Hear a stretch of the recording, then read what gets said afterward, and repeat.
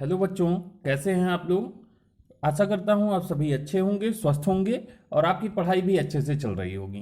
तो शुरू करते हैं आज की क्लास। आज की क्लास में हम बात करेंगे फोर्स एंड प्रेशर चैप्टर के बारे में। इससे पहले बेसिक साइंस की जो क्लासेस हुई हैं उसका लिंक डिस्क्रिप्शन में दिया हुआ है, वहां से आप देख सकते हैं। अब हम शुरू करते हैं आज की क्लास। सबसे पहले what is force. Force actually होता क्या है, फोर्स यानी बल क्या है। तो ध्यान दीजिएगा, फोर्स वह बाह्य कारक है। Force is an external cause which change और ट्राई टू चेंज, जो बदल देता है अथवा बदलने का प्रयास करता है। ट्राई टू चेंज क्या, स्टेट। पहली चीज क्या बदलने का प्रयास करता है, स्टेट। स्टेट मतलब याद रखिएगा फिजिक्स में दो स्टेट होती हैं, एक रेस्ट और एक मोशन। ठीक है ना। या तो वो वस्तु रुकी रुकी होती है या तो वो गतिमान होती है, चल रही होती है, रेस्ट और मोशन। तो पहली चीज तो स्टेट बदलने का कोशिश करता है, यानी कोई चीज चल रही है तो रोकने का प्रयास करेगा, या रुकी हुई है तो उसको मोशन में लाने का यानी चलाने का प्रयास करेगा। दूसरी चीज शेप बदलता है। अगर कोई चीज होगी तो बल से आप क्या कर सकते हैं, उसके शेप को बदल सकते हैं। और तीसरी चीज साइज, किसी चीज की साइज को भी बदलता है फोर्स। इसके बाद एक और डिफिनेशन आप पढ़ेंगे, push and pull is called force. यानी कि किसी चीज को ढकेलने को या फिर खींचने को फोर्स कहते हैं। ठीक है ना।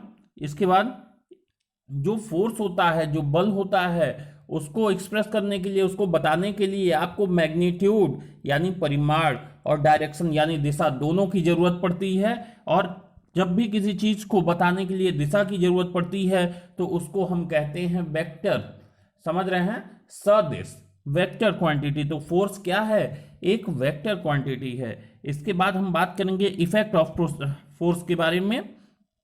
अब इफेक्ट क्या है, क्या प्रभाव है, तो याद याद रखिए, यही जो चेंजेस हो रहे हैं स्टेट में, शेप में, साइज में, अलग अलग चीजों के, उसको हम कहते हैं इफेक्ट ऑफ फोर्स। तो इफेक्ट ऑफ फोर्स अभी हम कई पार्ट में आगे धीरे धीरे पढ़ते जाएंगे। अब आगे देखते हैं न्यूटन्स लॉ ऑफ मोशन। तो एक वैज्ञानिक थे आइजैक न्यूटन। आइजैक न्यूटन नाम था इनका। और इन्होंने मोशन के बारे में, सॉरी फोर्स के बारे में कुछ लॉज दिए जिसको कहा गया न्यूटन्स लॉ ऑफ मोशन। इनका जो पहला लॉ था वो कहता है कि कोई भी ऑब्जेक्ट, यहां पे देखिए, any object in the universe maintain own state.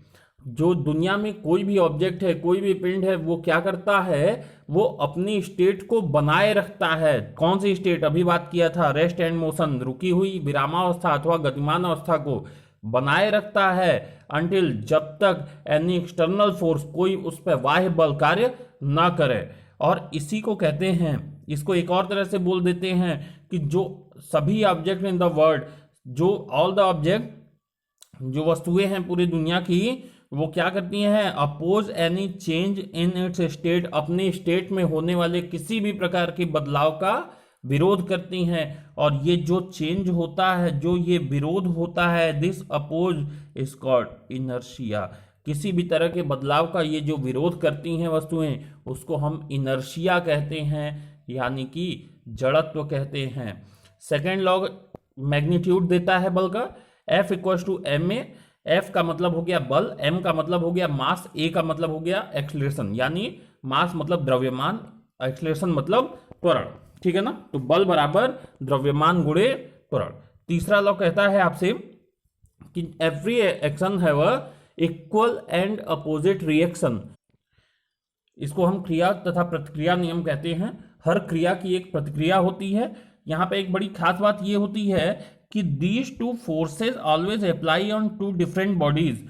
ये जो बल होता है ये हमेशा दो अलग अलग बॉडी पर लगता है, एक ही बॉडी पर दोनों बल नहीं लगते कभी भी, याद रखिएगा।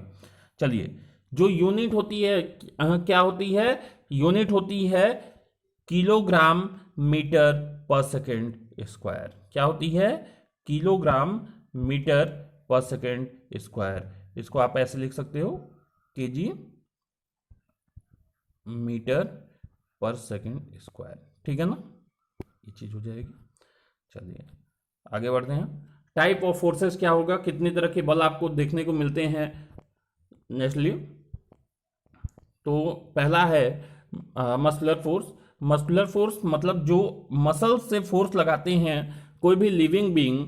जैसे मान लीजिए हम कोई बॉल कैच करते हैं तो हम अपने मसल्स का एक फोर्स लगाते हैं ना बॉल को रोकने के लिए, तो इसको मस्कुलर फोर्स कहेंगे, ठीक है ना। This force exerted by living being, example when a boy catch the ball. Clear है। इसके बाद बात करेंगे फ्रिक्शनल फोर्स। फ्रिक्शनल फोर्स एक कांटेक्ट फोर्स होता है जो कि हमेशा मोशन का अपोज करता है, ठीक है। It is a contact force, this force always oppose relative motion, it depends upon the area of contact and normal force exerted toward the surface. ये जो बल होता है, जो फ्रिक्शन फोर्स होता है, मान लीजिए एक ये ब्लॉक है, ये इस सरफेस पे मूव कर रहा है, इस डायरेक्शन में मूव कर रहा है, तो ये वाला जो पार्ट है, जो ये सरफेस है, इस जगह पे ये काम करेगा, ठीक है ना। कांटेक्ट जहां पे होगा वहां पे काम करेगा और करेगा क्या, ये जो मोशन हो रहा है इस डायरेक्शन में, इसका विरोध करेगा, यानी जो फ्रिक्शन होगा वो उल्टी डायरेक्शन में पीछे की तरफ लगेगा और इस ब्लॉक को चलने से रोकेगा। इसी कारण हमको कोई भी वस्तु हिलाने में या धरती पर ढकेलने में बल लगाना पड़ता है फ्रिक्शन फोर्स के कारण। जो ये फ्रिक्शन फोर्स होता है ये किस पर डिपेंड करता है, ये डिपेंड करता है, हमेशा याद रखिएगा, पहली चीज तो ये जो एरिया है, ये एरिया अगर ज्यादा है तो फ्रिक्शन फोर्स ज्यादा होगा, एरिया कम है तो फ्रिक्शन फोर्स कम होगा।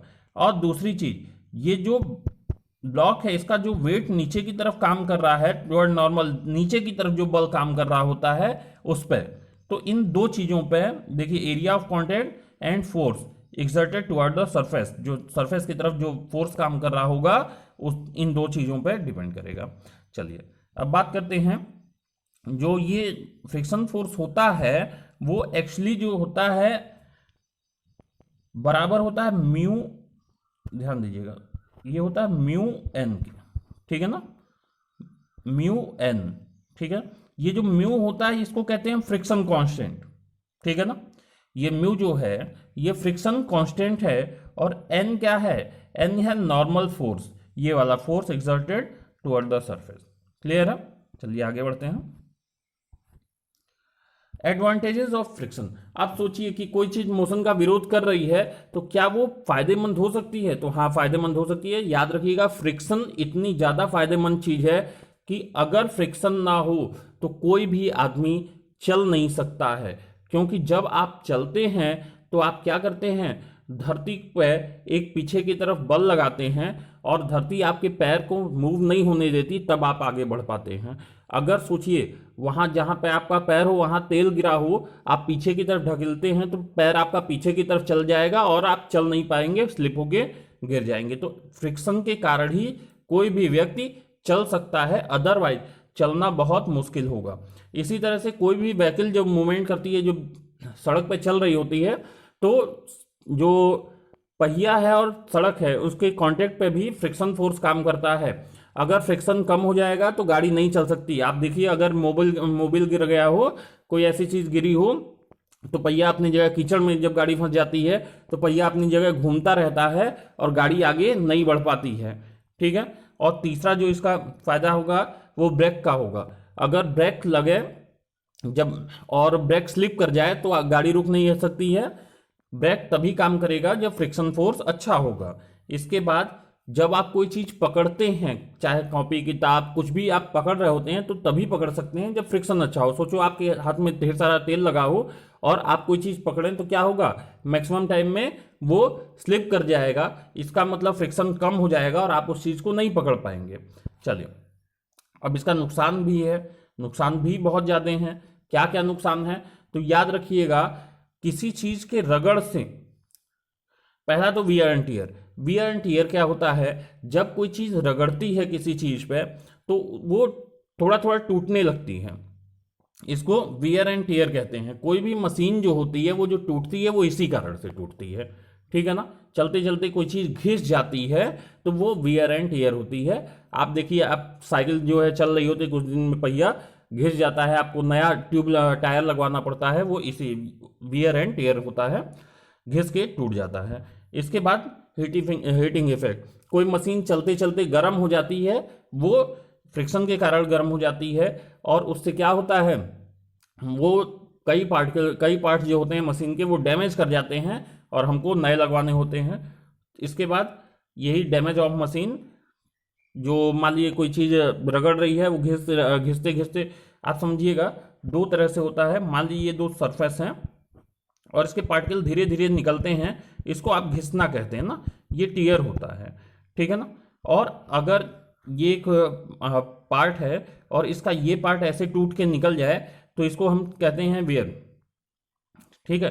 और यही होता है डैमेज ऑफ मशीन। ओके, चलिए बात करते हैं अब minimising the friction.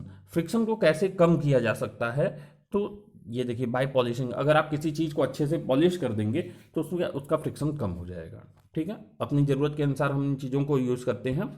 Second thing, bye lubrication, अगर आप किसी चीज़ पे कोई ल्यूब्रिकेशन लगा देते हैं, यानी कि आप अपने ब्रेक वायर में देखिए तेल लगाते हैं, कई मशीनों में तेल लगाया जाता है और ग्रीस लगाया जाता है, तो तेल ग्रीस ये क्या है, ल्यूब्रिकेशन है और ये फ्रिक्शन को मिनिमाइज करते हैं, ठीक है। मोबिल एक ल्यूब्रिकेशन है। बाय स्ट्रीमलाइन, स्ट्रीमलाइन क्या होता है, ध्यान दीजिएगा, जैसे कि आप पानी वाली जहाज को देखिए तो वो इस तरह के शेप में होते हैं, तो ये जो शेप होता है, जो कि आगे चलने में इसमें क्या होता है, एरिया को पतला कर दिया जाता है, एरिया कम कर दिया जाता है, तो इसको कहते हैं स्ट्रीमलाइन। जो ये स्ट्रक्चर बनता है, जो चीज़ें आगे मूव कर रही होती हैं उसको में ये स्ट्रक्चर जो बनता है, इसको कहते हैं स्ट्रीमलाइन, ठीक है ना। इसके बाद बात करते हैं बॉल बेयरिंग। बॉल बेयरिंग क्या होती है, बॉल बेयरिंग आपने अपनी साइकिल में देखा होगा, ये एक स्ट्रक्चर होता है, इस स्ट्रक्चर को कहते हैं बॉल बेयरिंग, ठीक है ना। ये चीज जो होती है, देखिए इसमें क्या है कि अंदर एक रिंग है, बाहर एक रिंग है, और इसके बीच में छोटे छोटे छोटे छोटे छोटे मेटल के बॉल होते हैं। तो छोटे छोटे जो मेटल के बॉल होते हैं, तो याद रखिए कोई भी जो गोल सरफेस होता है, इसका कॉन्टेक्ट एरिया बहुत कम होता है। कॉन्टेक्ट एरिया जब कम होता है तो फ्रिक्शन कम हो जाता है। क्लियर है। अब बात करेंगे कि फ्रिक्शन को बढ़ाया कैसे जा सकता है। तो फ्रिक्शन को कैसे बढ़ाया जा सकता है, समझ लीजिएगा। अगर हम पहली चीज कॉन्टेक्ट एरिया को बढ़ा दें, पहला पॉइंट कॉन्टेक्ट एरिया को बढ़ाते हैं। दूसरा, जो कॉन्टेक्ट पॉइंट हो वो खुरदुरा हो, जैसे कि आपकी गाड़ी का टायर जो है, जब आप नया लेते हैं तो आप क्या देखते हैं कि वो काफ़ी डिज़ाइन बनी होती हैं, वो खुरदुरा बनाया जाता है उसको। तो अगर ये दो चीज़ हैं तो क्या होगा, फ्रिक्शन इंक्रीज कर जाता है। चलिए अब बात करेंगे ग्रेविटेशनल फोर्स। ग्रेविटेशनल फोर्स क्या होता है, तो याद रखिएगा दुनिया में, इन द होल वर्ल्ड, कोई भी दो बॉडीज जो होती हैं वो एक दूसरे पर एक अट्रैक्शन फोर्स लगाती हैं, ठीक है ना। तो ये जो अट्रैक्शन फोर्स होता है इसको ग्रेविटेशनल फोर्स कहते हैं। ये अट्रैक्शन फोर्स, मान लीजिए इसका मास m1 है और इसका मास m2 है, तो ये ग्रेविटेशनल फोर्स डिपेंड करता है m1 इंटू m2, और अगर इनके बीच की दूरी r है तो अपॉन r स्क्वायर पे, ठीक है ना। और ये इसके प्रोपोर्शनल होता है, समझ रहे हैं। अगर हम इस प्रोपोर्शनलिटी साइन को जब हटाते हैं तो होता है F equal to capital G m m, यानी इनका मास का मल्टीप्लीकेशन अपॉन r स्क्वायर।